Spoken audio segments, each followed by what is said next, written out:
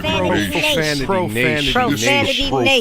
Nation. Yeah, it's the new era of man for some old school fans with a new school brand. We got money on the mic with the plan in hand. And Stat Pat to his left, they go hand in hand. And to the right, we got Simpster, he putting it down. It's the Profanity Nation, we running the town. Yeah, It's the Profanity Nation. Profanity Nation.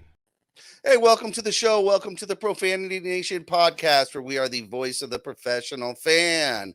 Thank you for joining us here on the Infanity Studios streaming channel every Sunday night at 8:30 p.m. Thank you for hanging out. Be sure to hit that subscribe button that you see right there below you on the Infanity Studios streaming channel on YouTube. That's where you're going to find all our greatest shows, including The Waiver Wire, Monday Night Fredo, The Breaks, and more.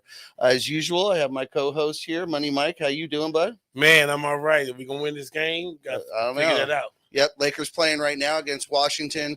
Got a couple injured players out there. Of course, Anthony Davis is injured. We all know that.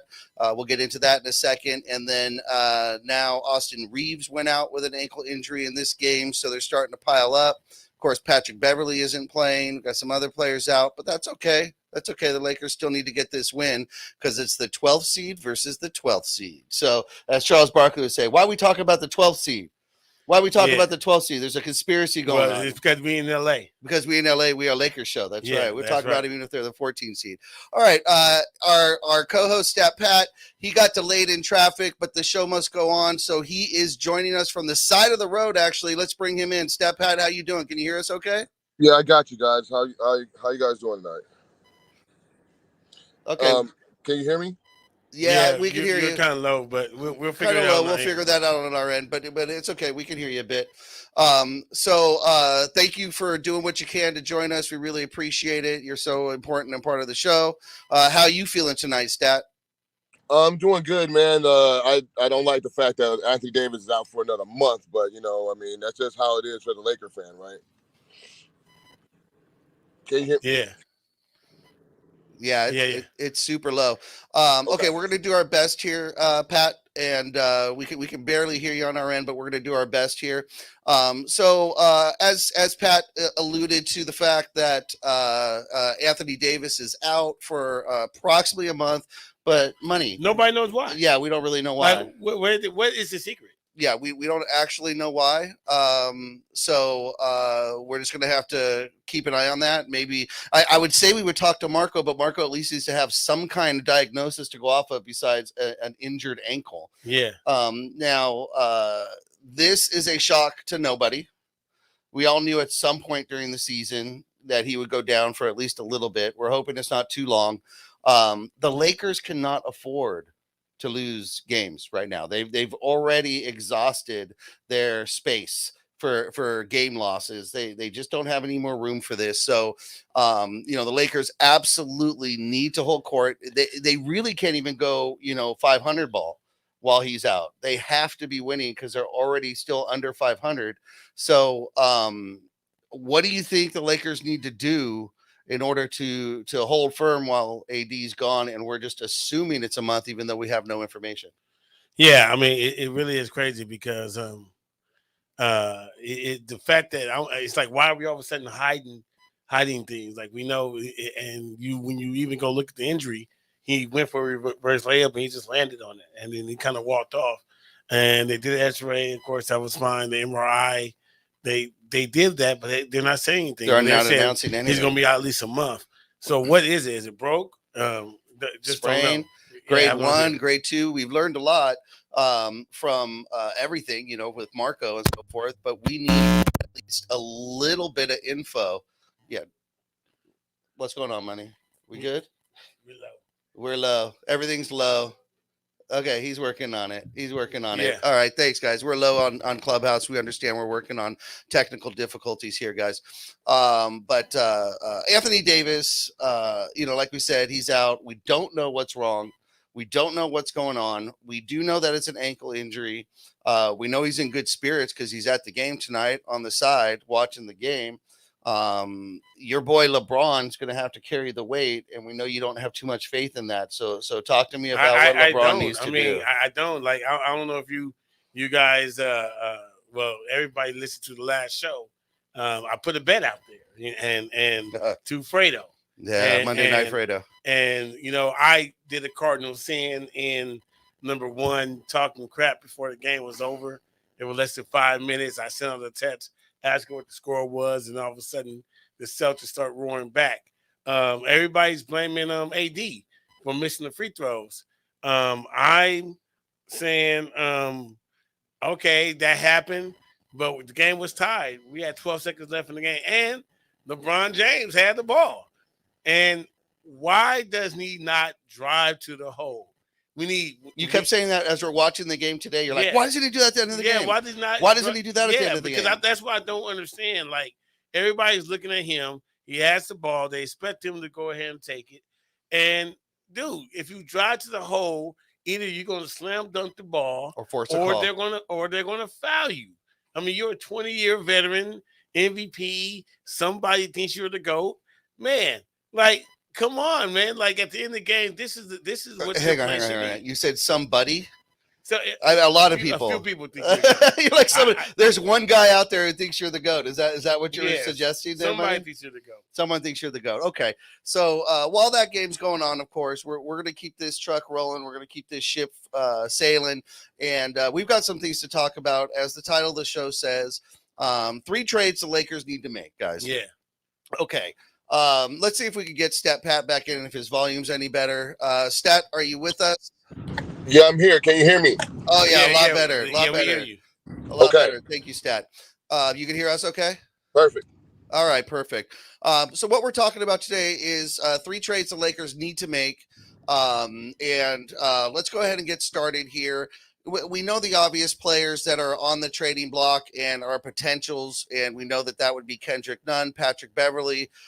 But, those guys, they're not providing much this year. So any team that accepts them is either doing it as a salary dump, meaning that they'll accept those players and then buy them out.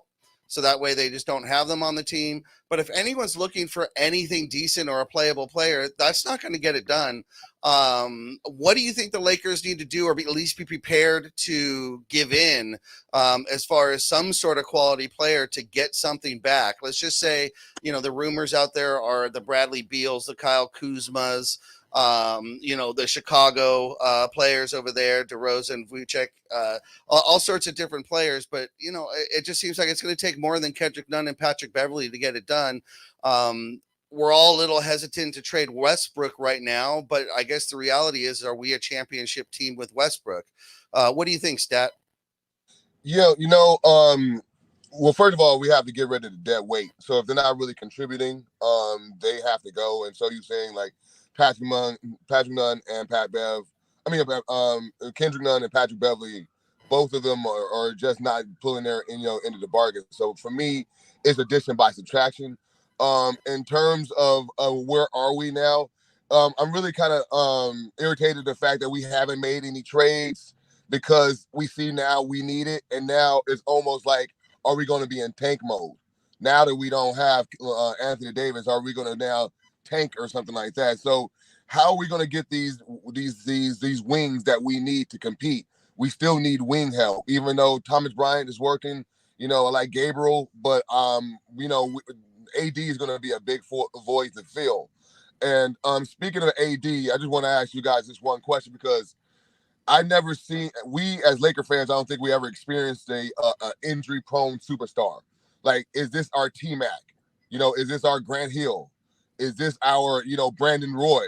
Like, is this our person that if he would be healthy, he'll be a top 10 player? Because that's what all the narrative with those guys were. If they're healthy, they'll be top 10 players.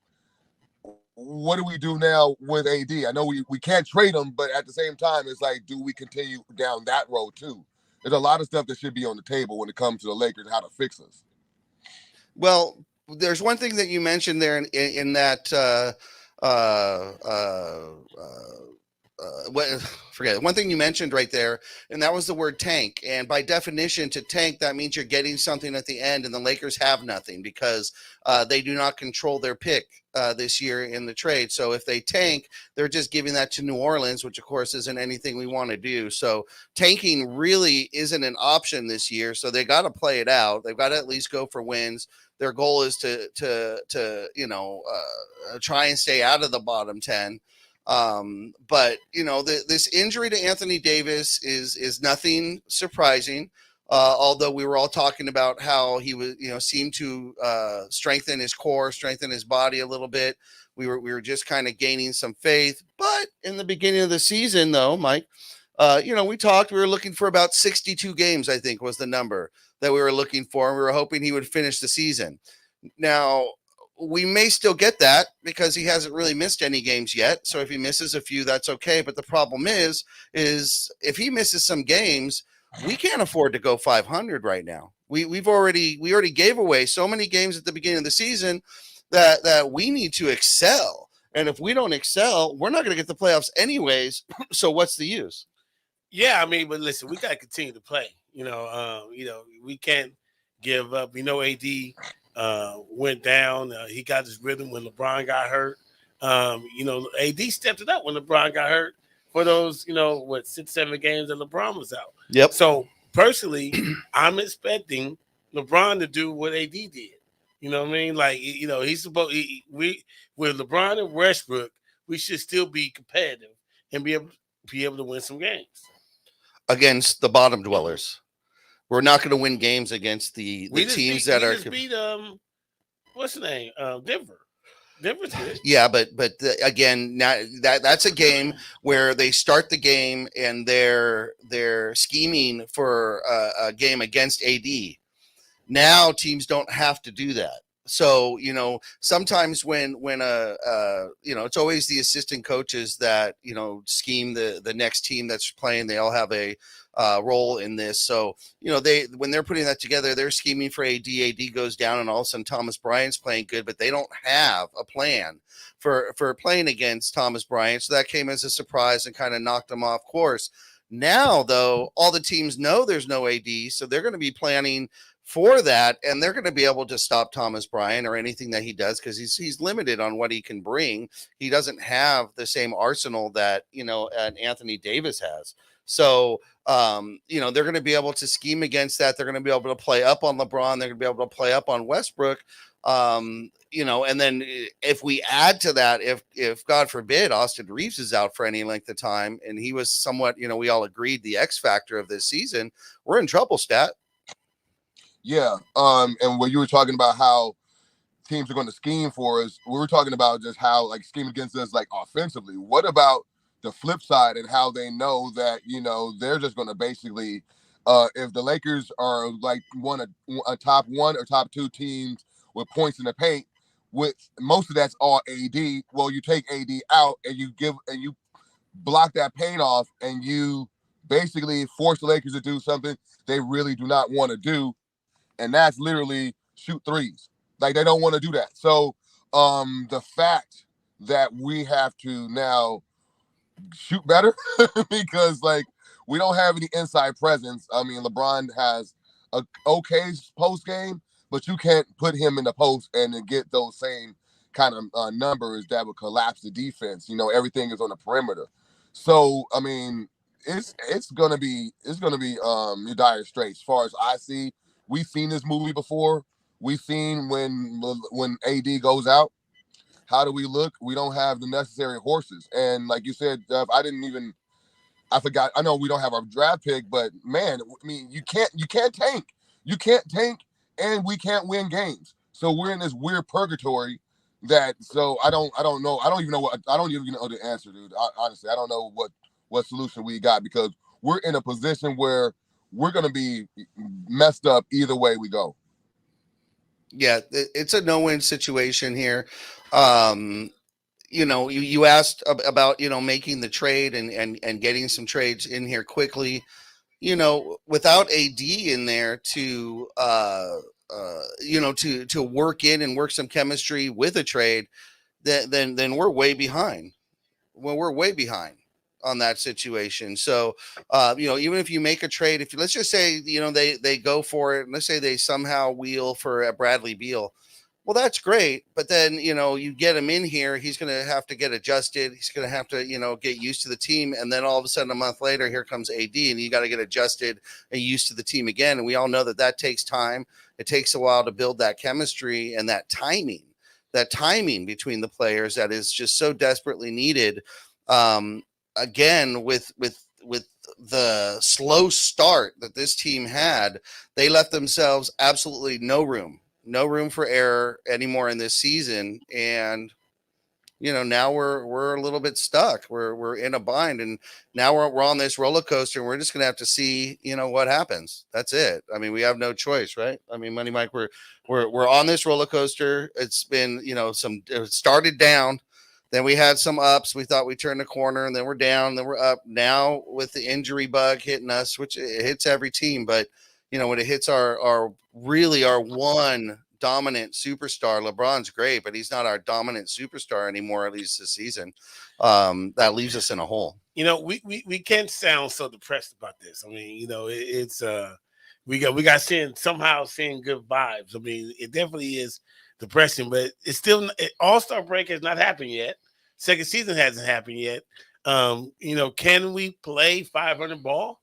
At least, maybe even get up to 500. Yeah, but 500 isn't gonna get us into that playoff position if we're talking playoffs, right? I mean, we're talking playoffs. Otherwise, what are we doing this for?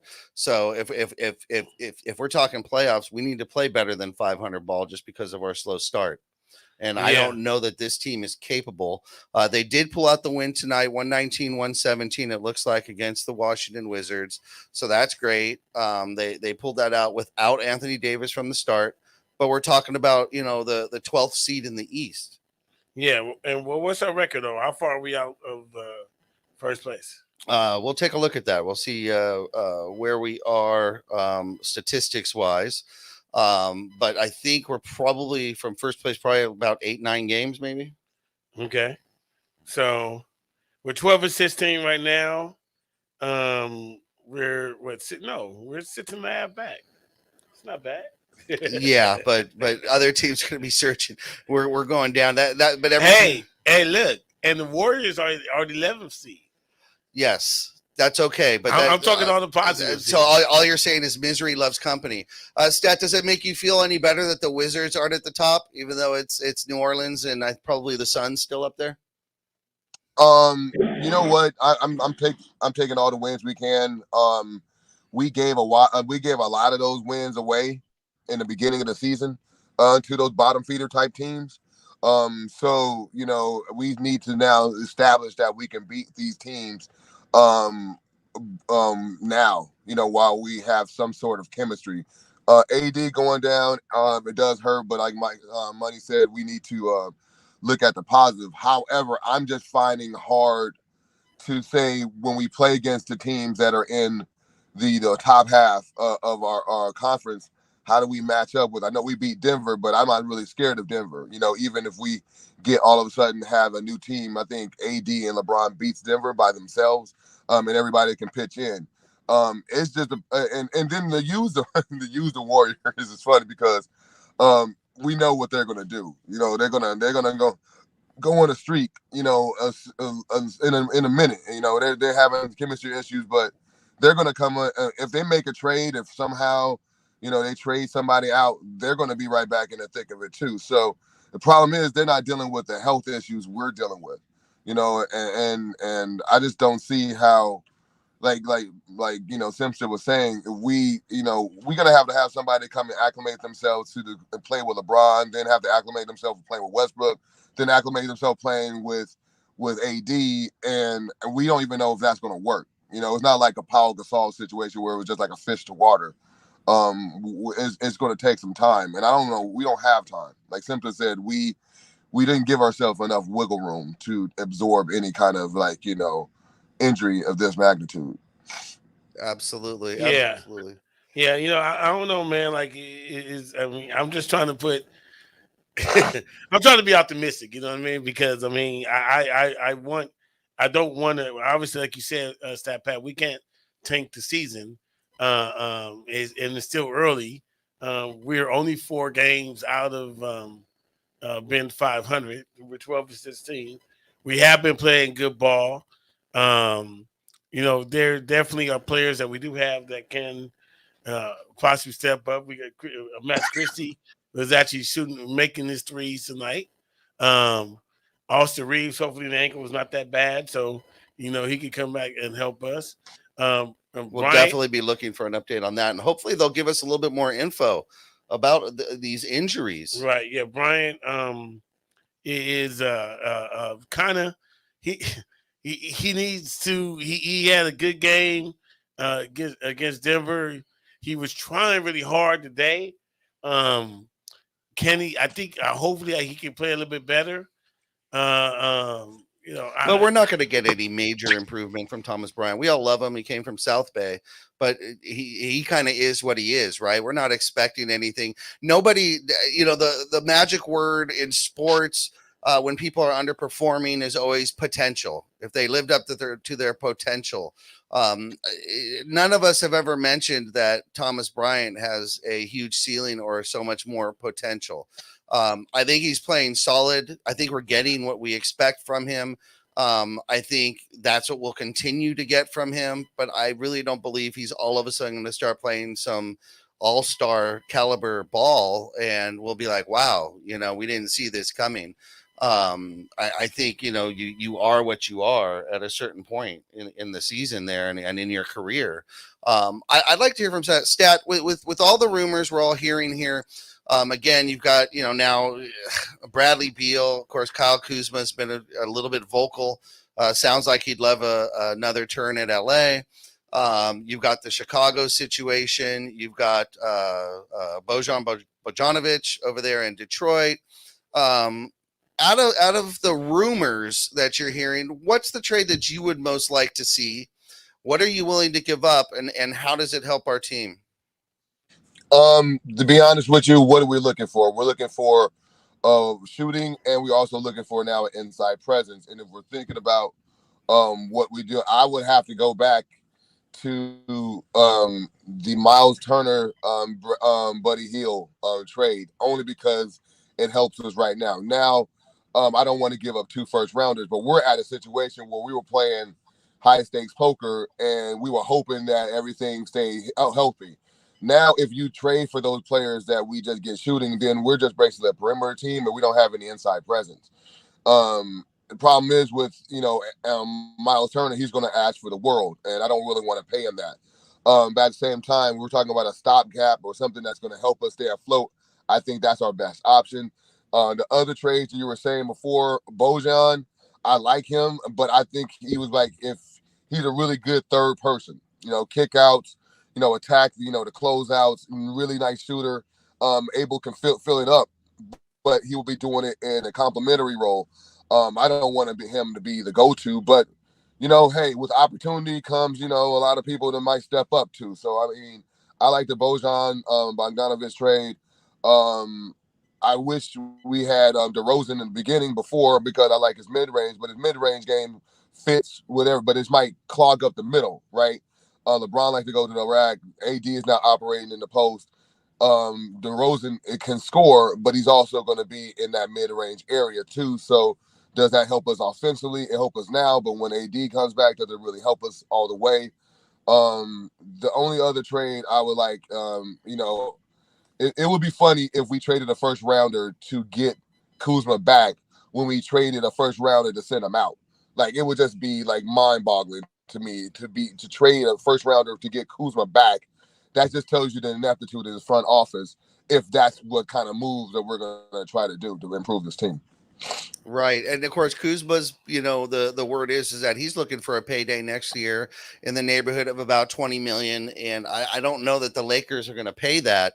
So, at this point, we've mentioned, tanking, which doesn't get us anywhere. We've mentioned, trying to get to the playoffs, missing the playoffs.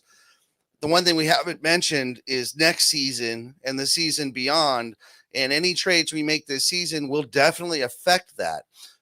If we make a trade and get rid of these first rounders for a player who might want a payday that we're not going to go ahead and fulfill, and he's going to walk at the end of the season anyways, we basically gave away for nothing.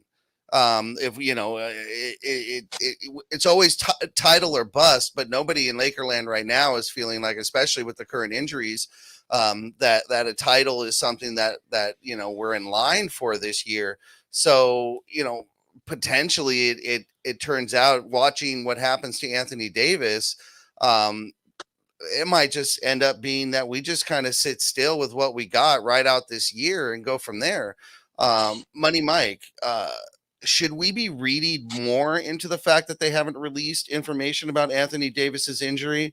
There's the potential if you try and read between the lines that if that's a more serious injury, then other teams will look at it as if the Lakers maybe were even more desperate to make a trade, and then the price goes up on some of these players. Should we be reading into it that we haven't heard anything? Yeah, it's all bad because they said at least a month. They're using the word indefinitely, which is the word I completely hate. Mm-hmm. And then they said at least a month, and they're not saying what it is. So to me, because I talk to Marco Nunez often, when I start, my mind starts spinning and things like that, it's probably something that they're contemplating on that they want to do surgery on. All this obviously is speculation, or if they want to do something that's rehab on. And it always sucks when it's a non-contact injury. That's always the worst. So this guy literally came and did a reverse layup, and then when he landed, he felt it. He felt it, and he couldn't continue. And he tried to play through it. So something is, it's a ligament or a bone or something. Obviously out. It's one of the two things. But yeah, it's pretty scary because if they're saying at least a month, and knowing AD, it's going to be at least a month. So Stat, is it more of what they're not saying that is worrisome than what they've said? 100%, 100% agree with Money, because you want a definite timetable, and like we've talked about that word indefinitely on the show, consistently, because it's so misleading, it's so vague, it almost gives them what you should be expecting. If it's indefinitely, it's like, okay, well, don't expect him to come back anytime soon. Basically, that's what it means to me. So they say at least a month. I don't believe that. AD is not a quick healer. It's not like he's going to come back before head of schedule. So if they're saying a month, I'm saying, well, guess what, guys? It might be 2 months, because I'm going to manage my expectations about AD. I'm not going to say, oh, AD is going to rush himself back. AD didn't even pick up a basketball in the summertime, because he didn't really he wanted to get his body right, supposedly. He wanted to make sure that he was healthy and stronger and stuff like that. And he was giving his body enough time to rest. Okay, well, if he's doing that in the offseason and he didn't have no injuries and he was coming off an injury, what are you going to do now when he got injuries? What are you going to do now when he has something like that? So they were being deceptive. I think they were being coy. They're not trying to give us any information other than he's going to be out a month. So just chew on that. When the month come back, we can always tell you he's going to be out another month. They have that discretion. It sucks for us as fans, but at the same time, slapping the word indefinitely on it, it's like, well, we don't know when this dude's going to come back. That's the problem. I think like Money is saying, it's more of what they're not saying versus what they're saying. Yeah, it's definitely worrisome. I wish we had something to go off of, a something sprain, a grade 1 sprain. They're obviously trying to keep expectations down for what we might want or want to see from this Anthony Davis injury, or when we might expect him back. They don't want any expectations. They don't want to be held to it at all. Do we stand a chance at all without Anthony Davis, Money Man? I mean, no, we definitely can win the championship. Hopefully. Can we get to the playoffs at all? We go have to play really well, because, even when we was going back, we were just talking a few minutes ago about, who we like to come on our teams, and nobody's going to help us. Right. So, there is no defining player out there that's going to make a big difference. And everybody we want to give up, Westbrook was always the piece that they kind of was dangling out there. But this guy's getting triple doubles and double doubles and getting, 3-4 turnovers a game, and he's been really, really effective for the Lakers. So that's something you don't want to give up now. And I don't really see anything other than, somebody wouldn't mind getting off my team, but nobody's going to. They're not gonna do that. Money. So I don't know what we could do other than try to focus with what we have. Maybe get somebody in free agent. Look down in the G League. Maybe it was I can't think of that guy's name, but he was a walk on. It wasn't not South Bay Lakers, but I still like to find his name, but he's been averaging 30 points a game. Yeah, it's always hard to see if that translates. Do you think, guys, that we're looking, for the wrong chemistry components? When we sit here, we're thinking, who will work with LeBron and AD? Well, AD's injured now. We don't know when he'll be back. Obviously, we're not counting him out completely, but we don't know when he'll be back. The fact they're not giving us any information doesn't look good. You mentioned that someone who has been somewhat consistent for us, even though he has his flaws, is Westbrook. Stat, should we be looking for a trade partner that can help Westbrook excel and help that squad maybe make a difference, and hope that the LeBron starters can just hold their own and then excel with a Westbrook duo, someone who runs tandem with Westbrook on that bench? And if so, who would that be? Obviously a pick and roll player, but who would that be, and who might we go after if instead we're trying to capitalize on Westbrook's game? Yeah, because it's going to be very interesting, right? We were talking about Westbrook's a number of assists he gets a game, and how many the percentages of those assists goes to AD. So now it's going to be interesting to see how he plays without AD getting like half or 2/3 of his assists per game, and he's going to make, because his turnovers been down, but it's down because he's literally been laser focused and trying to get the ball into to Davis. Now that that's not there, who like we would have to get, like you said, another pick and roll kind of person, but who can that be? How can we trade for that person? And most importantly, how can we make the right trade and not, succumb to basically the Laker tax? Because like you said before, right now the league knows we're in desperation mode. So if we're in desperation mode, that's when the price of the brick goes up. You know what I'm saying? That's when everybody's going to be trying to come and fleece the Lakers for whatever they can get, because they know the Lakers need to make a move to just stay afloat. And that's where we're at. We're looking at moves that we can stay afloat. So if we're talking about the Vucevic from Chicago, if that's the kind of move that we got to do something like that, because we need some kind of inside presence to even think about making it to the playoffs. Because to put all our rest on, finding a partner for Westbrook and then have a LeBron just do LeBron things, and then we have all these role players. It's just I don't see how it's going to happen. I just think we just need to get somebody like, say, a big man that's going to come and help us. But I'm just scared that the asking price is at least 2 first-rounders.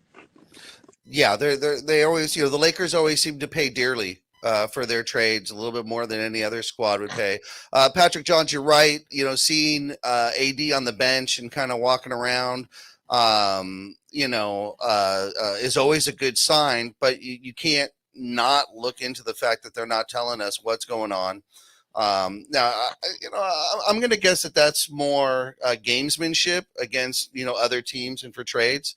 Stop panicking and let things play out. Of course, that's the moniker for the Lakers this whole season. Stop panicking and let it play out. Yeah, I mean, that's kind of what we have to do. That's exactly what the whole season's been about. We don't have too many. We ain't got too many choices.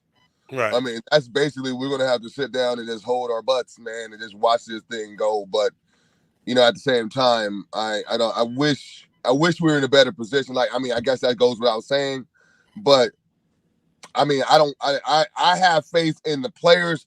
I don't have faith in the people making the decisions. So that's where I'm at with this. What I'm saying? I can go ahead. Questionable. Right. I can give the players the benefit of the doubt, and I can say, you guys go ahead and do what we're going to do.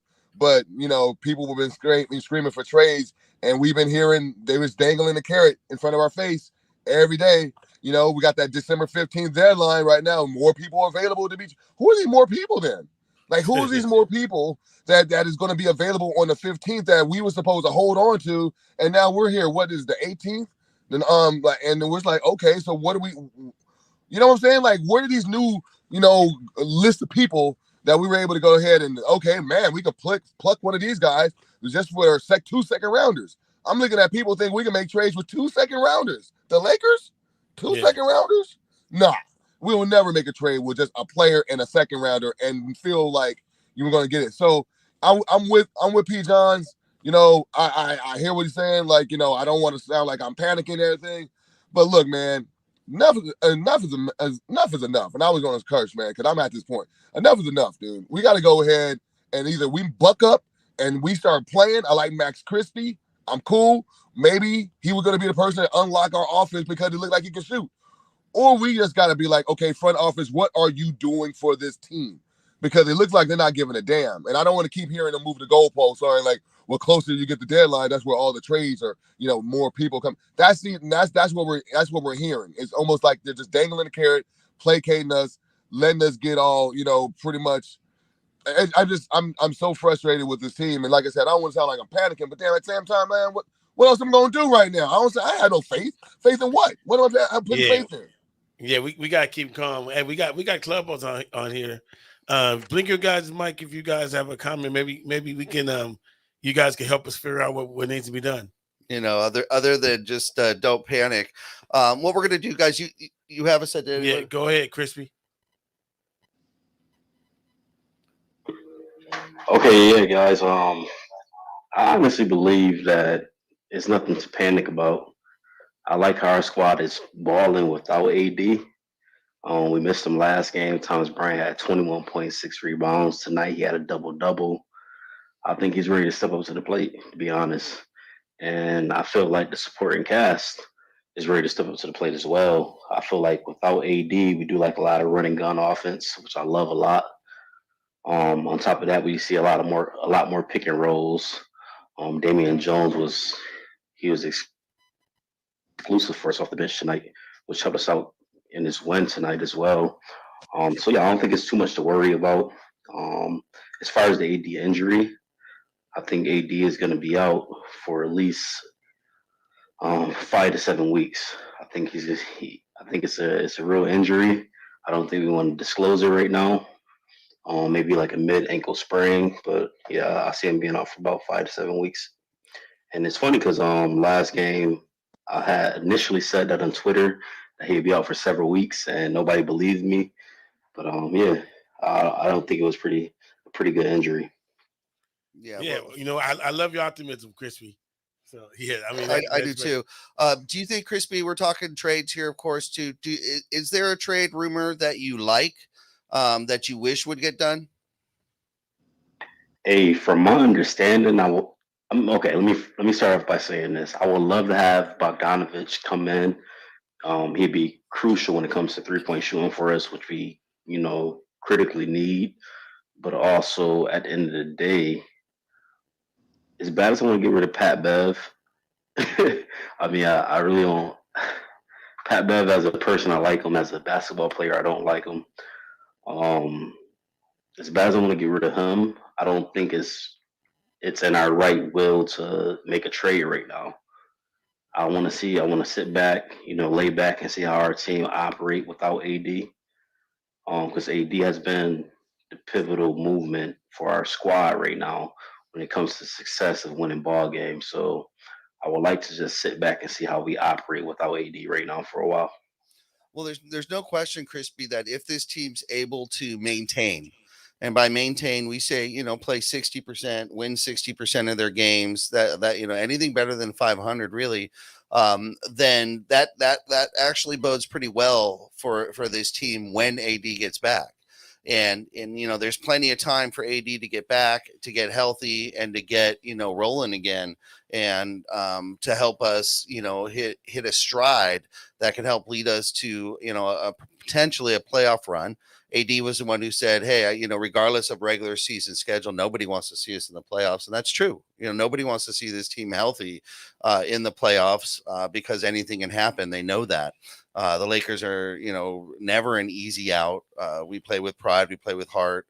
We have history that stands behind us, and that somewhat drives this squad. But you know, and maybe you're right. Sometimes the best move is not making a move at all. So with that, really quick again, Crispy, are you happy that Palika's been patient with this, and you know, may look to, you know, wait until more where the trade deadline approaches before he makes a move or chooses to make a move? I mean, yes and no.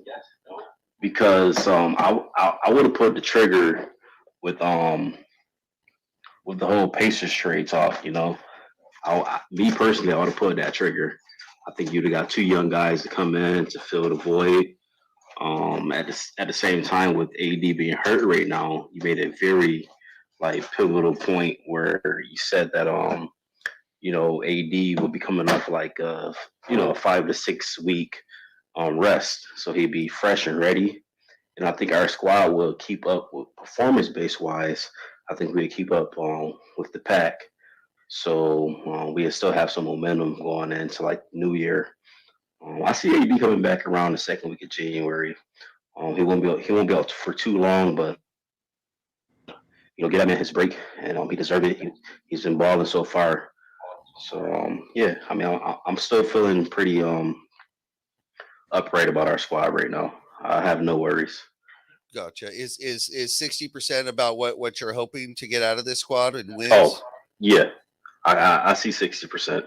It's funny because we had a game room tonight, and we were talking about 60-40 when it came to the Lakers' success. Yeah. Okay. Yeah. So that's probably the number, right? We just have to do better than 500 because we've already given away so many games. Money, your thoughts on it? Yeah, I hope that they play. They're able to get above 500. I think that's the first goal. The first goal is to get 500. Yep. The second goal is to get above 500. And then if we're able to do that, if we're able to play 500 ball with, where the Warriors are and all these other teams, I think actually are really going to be there at the end. I think we could definitely, if AD comes back, we could definitely be contenders and be able to probably make some noise in playoffs. See, Patrick Johns here. P. Johns, thanks for joining us as always, Patrick. We love having you. You're always coming up with some good things here. There is a time, and the time's now that you have to start thinking about the next season. You got to start thinking about, don't want to trade too many parts, too many players, too many picks for either a player you're not going to re-sign or something along those lines. You just can't do it. You just can't do it. So, they've got to be really smart with this. That's for sure. They've got to be really smart. What we're going to do here, we're a little bit late, but what we're going to do, we're going to take a quick break as we always do. We will be right back. As always, you are watching the Profanity Nation. We are the voice, the professional fan here on the Infanity Studio streaming channel, and we will be right back.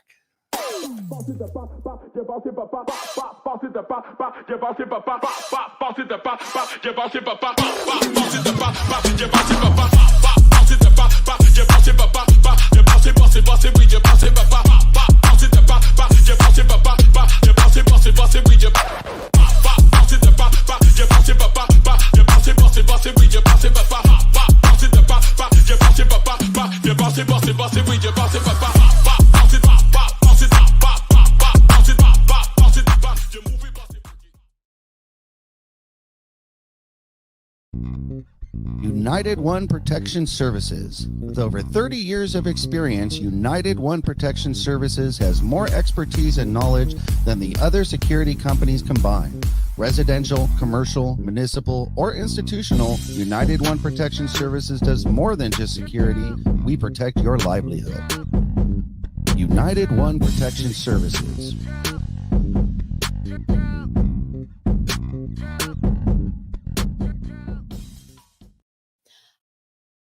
Hi, I'm Renee Starms of the Starms Agency. Do you know why 97% of startups fail? It's because they don't have the proper exposure. So for the first time ever, Infanity Studios and the Starms Agency have come together to provide you with the Little Guys Big Marketing Package.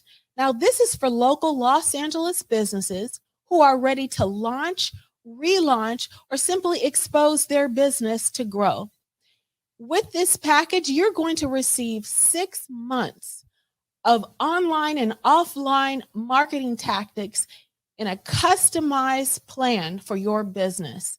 You're also going to get a professional TV quality commercial filmed in an 1,800 square foot studio with multiple screening options. So if you're ready to grow, go ahead and click that link. We also have financing available.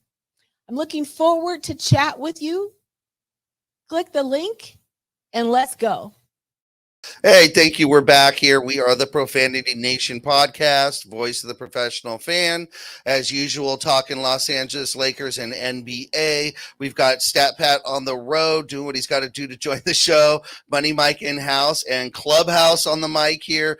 The Los Angeles Lakers fan club in Clubhouse, and Crispy and everybody there who we love so much. Thank you guys so much for taking part. It's always such a important part of our show.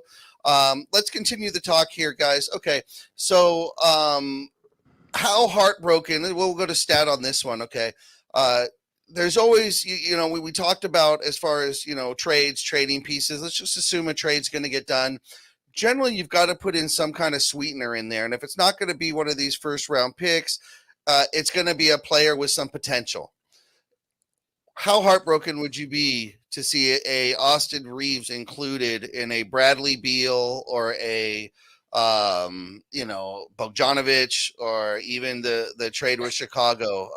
Do you think that would be something that would be worth it, Stat, or would that be heartbreaking?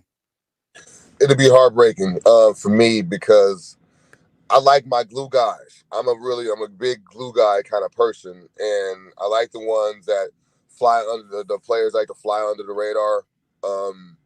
And the fact that we always find ourselves having to throw in a player like that to to sweeten deals. I know we have a great, one thing I can tell you about the Lakers, they have a great scouting department. That's so, for sure. They find diamonds in the rough. They do. But I wish we could keep all our diamonds. You know what I'm saying? Like, I wish at one point we don't have to give away those things. It looks like, listen, when I saw Max Christie start throwing, I'm like, oh, there he goes. That's another guy that's going to be in the deal. He's going to be in the deal. If he start balling, they're going to throw him in the deal. More likely probably throw somebody else in the deal, because like you said, we don't have that many assets, but young assets, might feel that they're disposable. So what can we do? You know what I'm saying? Like, what can we do at this point? We got to ride it out. Everyone likes everyone like how the Lakers are. Everyone wants us to stand pat. Okay, all right, let's stand pat. Now, if we stand pat, let's look at that schedule. I don't know if you guys seen the schedule, but of the next 7 teams that we're playing, I think 5 of those 7 teams are above 500. So just based virtual on just we got 7 games. When is anybody else going to start panicking when it comes to the record? Is 2 or 5 going to get the juices moving? Is 1 and 6? Is 3? What are we talking about here? Because I'm looking at that schedule and looking at what we have. Hopefully we do play well. But if we're now 2 and 5, I don't know how. Look, maybe I should just not be on the show, because I'm gonna hack the whole ass, right? You know what I'm saying? Because I'm trying to basically stand down, but I'm looking at us going into the storm, and we ain't got no life preservers. So it's what it is. Gotcha. So next 7 games. Look, you know what I hate about the Lakers, for the culture that's been literally like the 5-6 years, is every time we get this great diamond in the rough, it's like they're auditioning for another team. We get rid of them as quick as we can. We get them. Oh my God, what a great guy! And then we just get rid of them. It's like we never have. It's like we don't even have intention on keeping that diamond in the rough, where we can have them on that contract where, first 3-4 years, we ain't got to pay them that much, but they're outplaying their contract. It's like, that helps our salary cap and everything. It seems like every time we get somebody that is outperforming themselves, we get rid of them for some name brand player. And to me, that's the most frustrating thing, because, I think sometimes we should stand pat, and maybe in a couple of years, that person could be, and with us, asset to us, and actually be maybe a star on the team. Like Stat said, these players that end up being kind of the glue, the X factor, they're not the marquee player. You're not going to see their name on the marquee. You're not going to see them in the All-Star game, but they make the difference on a championship team. They always do. Those are always the guys that make the difference. They're always the guys that seem to hit that big shot when it counts. The Derek Fishers and so forth. You know, it just seems like they're the guys that drive the momentum. And you're right, the Lakers and this predates Pelinka. They see these guys, and I think that they value them as fool's gold. And they go, well, other teams see this and they see them as good players. We're just going to go ahead and try and cash out now because we think that he's playing above what he'll play next year or ever. He's just riding the high. Let's get rid of him. And in some cases, I mean, look, I haven't heard the name Taylor Horton Tucker this year. I haven't seen any highlights with THT.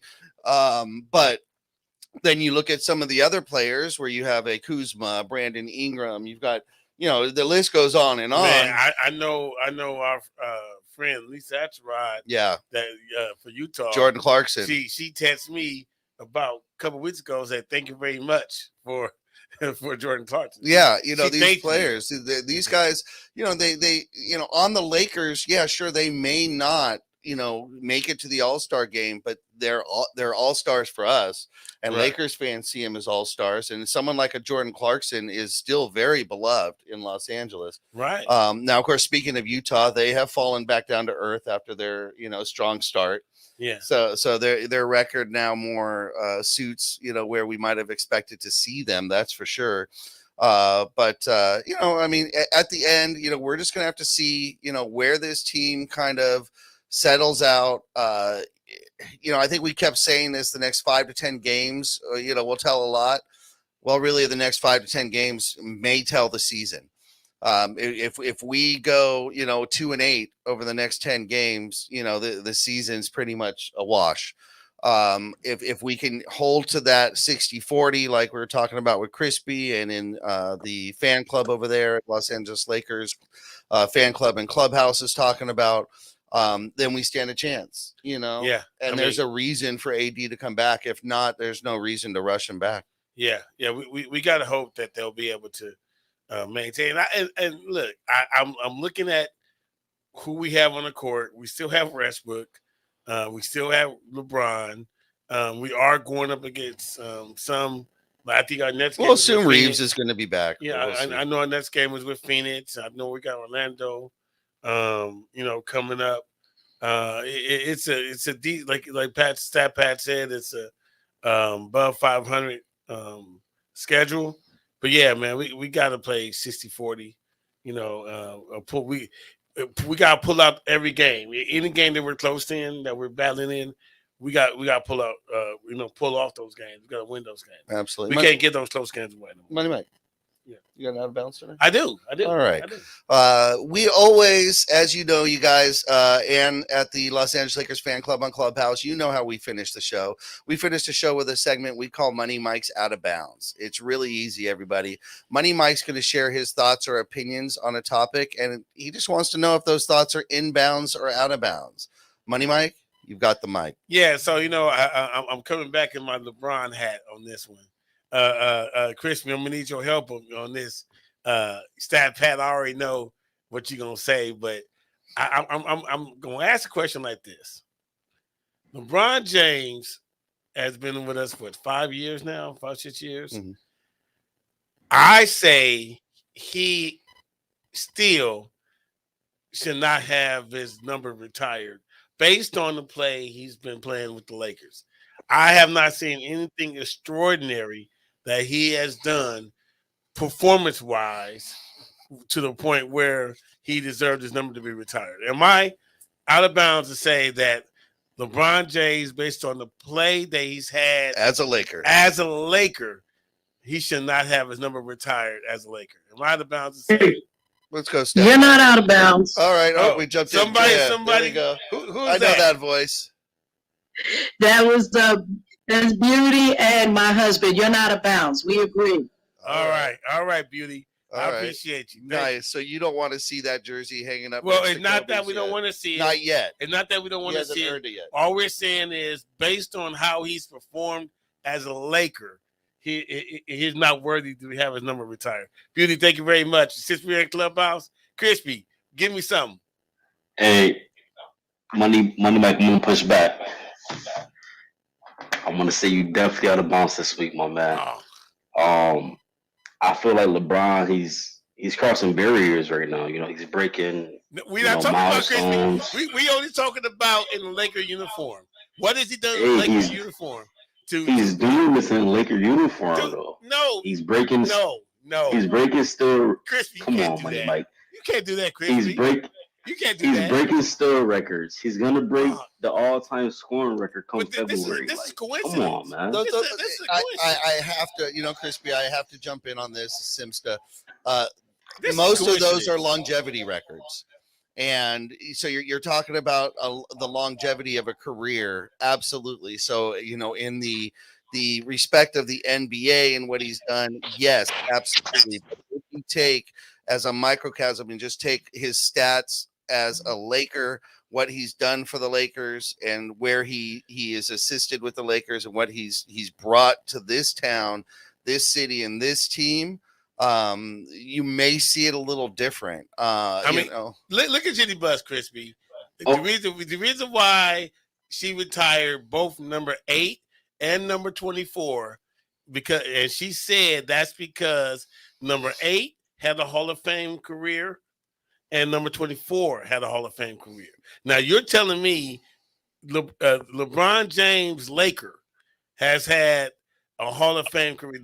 Just the last 5 years is worthy of retirement. Okay, Money Mike, how about this? Next week, I'm going to challenge us. Okay. We have to break down the last 5 years that LeBron has been a Laker. That's fair. And see exactly what his stats are. Okay. That's fair. See exactly where he match up with everybody else. Okay. To really solidify this here. Okay. All right. And then I may agree and you out of bounds. But as of now, as it stands from what I have seen with my own 2 eyes, yep, LeBron has been balling in the last 5 years, Okay. Without him, we wouldn't be nothing. Okay. All right. So I got to give him that credit. You know what? You know what? We're gonna have a 2-week hiatus because of the holiday. So I'm gonna do that's gonna be my homework. And so you better to start the year. We're going to come back with and we'll even title the show "Bron James Under a Microscope." And what we'll do is we'll compare his Laker career with the current NBA during that time span. Where does he rank in those numbers? And what have the Lakers done with those numbers? Because as we know, you could be the best player in the league, but if your team's not making the playoffs, you're not getting that MVP title. Your team. And I just want to add to that. LeBron has only brought us 1 chip. Only 1. And then basically we're 500. If you look at his record as a Laker, he's only about he was only 10, 15 games above 500 at the time, and now we probably right at about 500. But anyway, like I said, we got 2 weeks hiatus. Stat Pat, you rocking with me or not? All right, so let me. So I hear the 1 chip argument. So I'm gonna just play devil's advocate at this point. All right. So, can anybody tell me how many chips that Elgin Baylor put on the wall? Hey, I'm playing devil's advocate. Don't give me the other stuff. Answer my question. Answer the question. Question. Okay. Answer the question. Well, but is the chip how many did West put on the board? Answer the question. How many did Wilt put on the board?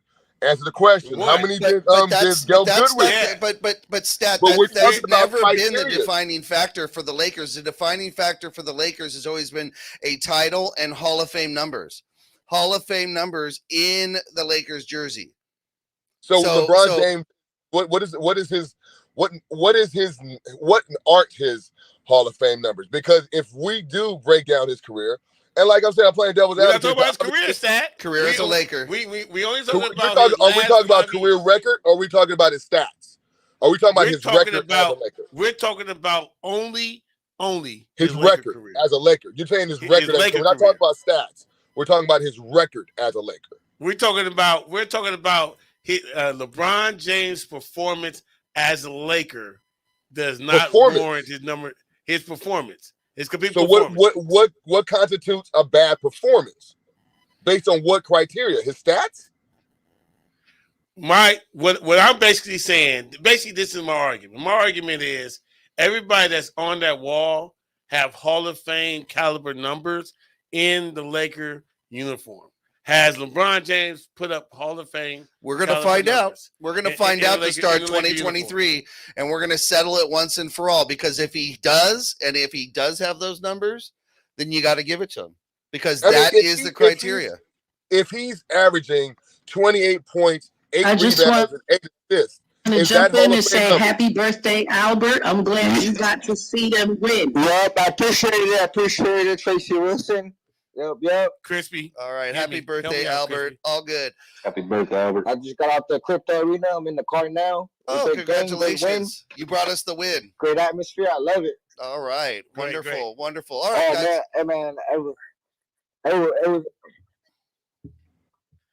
all right, everybody. It was a good atmosphere in that arena. Excellent. All right, we're running late, guys. We appreciate it. Hey, Crispy, Albert, happy birthday. Everybody, thank you for joining. Thank you for taking part in the show. Everybody have a great holiday. Have a great new year. We will be back to start 2023, and we're going to put LeBron James under the microscope. That will be our first show coming back. Crispy, you're going to be a big part of that, so be ready. Stat Pat, thank you for doing what it took to join the show tonight. We know you hit some traffic and some snags, but we appreciate you being here. To everybody else watching and following, have a safe holiday. Have a safe new year. To everyone, God bless. We are the Profanity Nation. Absolutely. We are the Profanity Nation podcast, voice of the professional fan.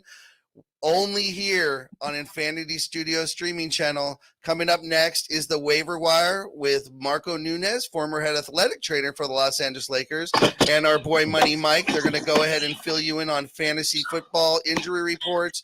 You'll find it here as well on the Infanity Studio streaming channel. We'll see you later. Thanks, everybody. Peace.